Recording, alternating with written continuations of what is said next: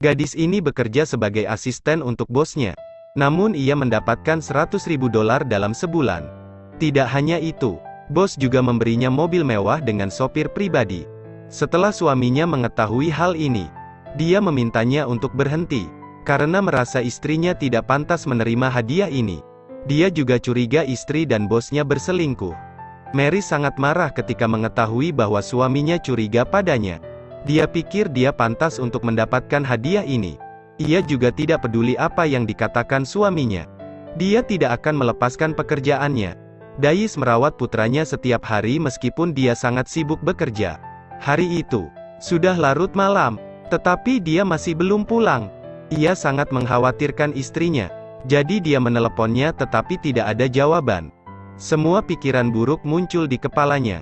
Pada saat dia menelepon rumah bosnya, pengurus rumah mengatakan kepadanya bahwa bos juga belum pulang. Ia tidak menyangka istrinya pergi bekerja dengan bos sampai larut malam. Karena ia ingin membuktikan bahwa istrinya bukanlah orang yang seperti itu. Ia berlari ke bandara. Tetapi pada akhirnya, dia melihat situasi yang memilukan. Mereka berdua berjalan sambil tertawa di bandara. Ketika dia melihatnya, dia langsung membeku. Kelainan itu bisa dilihat dari mata istrinya. Dia pasti telah melakukan sesuatu yang buruk padanya. Tidak ingin banyak bicara, ia langsung membawa istrinya pulang. Dalam perjalanan, dia merasa sangat menderita. Dalam hatinya hanya memikirkan cintanya pada istrinya. Pada akhirnya, dia tidak jujur perihal perjalanan bisnis dengan bosnya. Karena ia tidak ingin kehilangan istrinya, ia menyuruhnya untuk tidak datang ke perusahaan untuk bekerja lagi.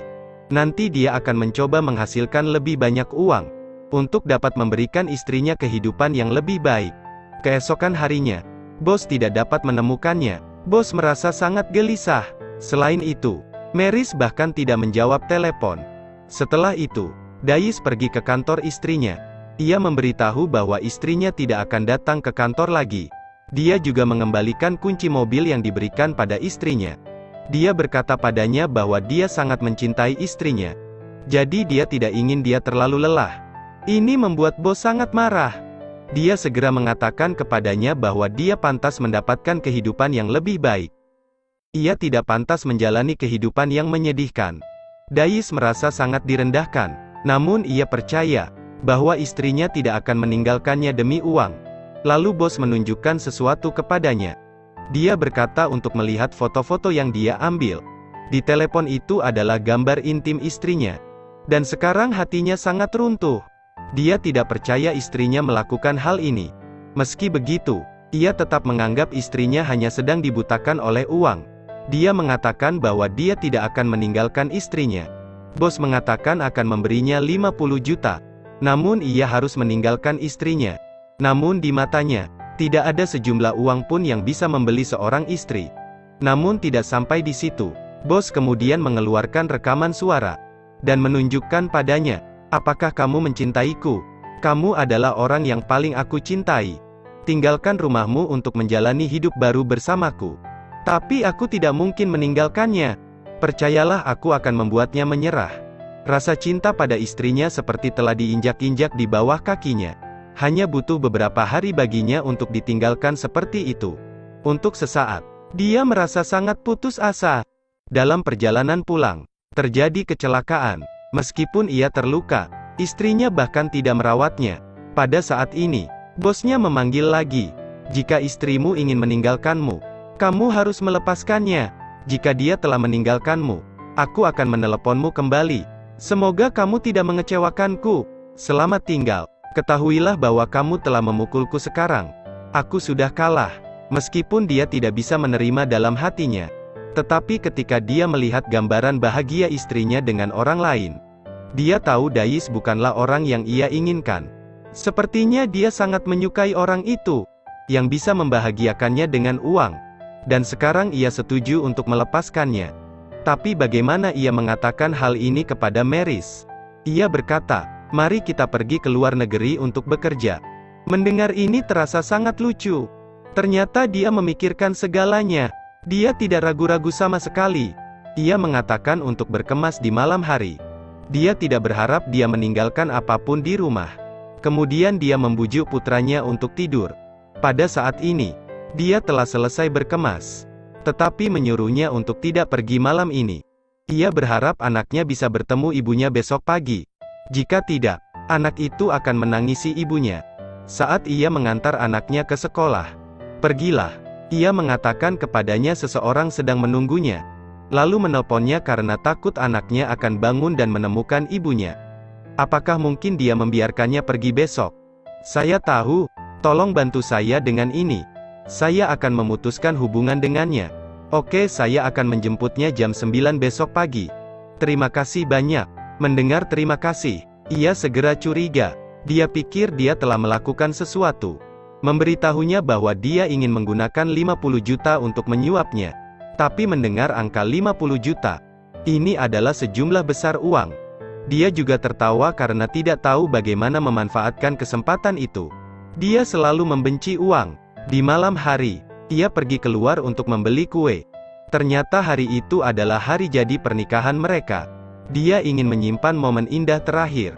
Setelah kembali ke kamar, ia menggunakan pakaian yang bagus. Dia pikir tindakan ini akan mengubah pikiran istrinya.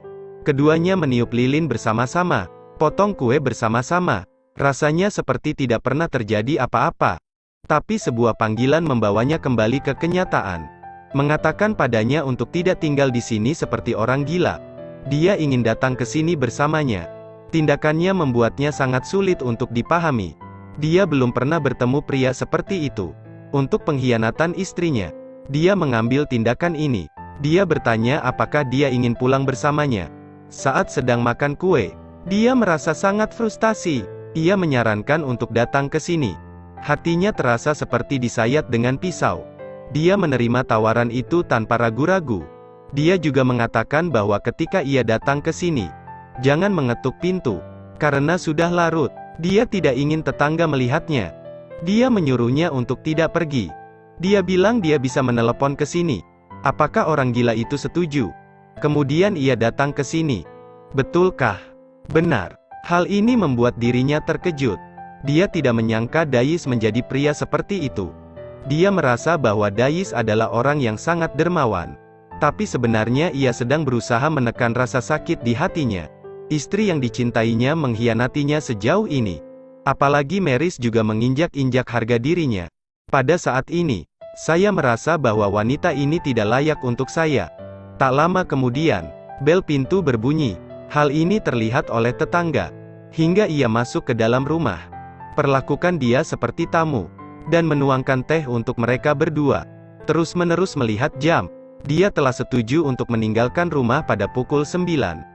Dia tidak ingin tinggal di tempat ini sekarang. Mengatakan ia sudah mengajukan gugatan cerai. Ini membuatnya sangat senang. Tanpa diduga, ia ingin berteman dengannya. Ia merasa sangat dihormati. Pada saat ini, dia ingin pulang, tetapi menyuruhnya duduk di ruang tamu. Karena dia sudah memberikan surat cerai padanya. Sekarang rumah ini miliknya sendiri. Sekarang ia hanya tamu. Dan segera saatnya untuk pergi. Membawa kopernya ke pintu. Rumah ini tidak ada hubungannya lagi dengan dirinya. Kemudian dia bisa menjalani kehidupan yang kaya. Ini juga yang selalu dia harapkan. Sebelum pergi, mereka berjabat tangan. Melihat ekspresinya, ia berpikir dia adalah orang yang tulus. Tetapi ternyata ia menukar hanya dengan uang 50 juta.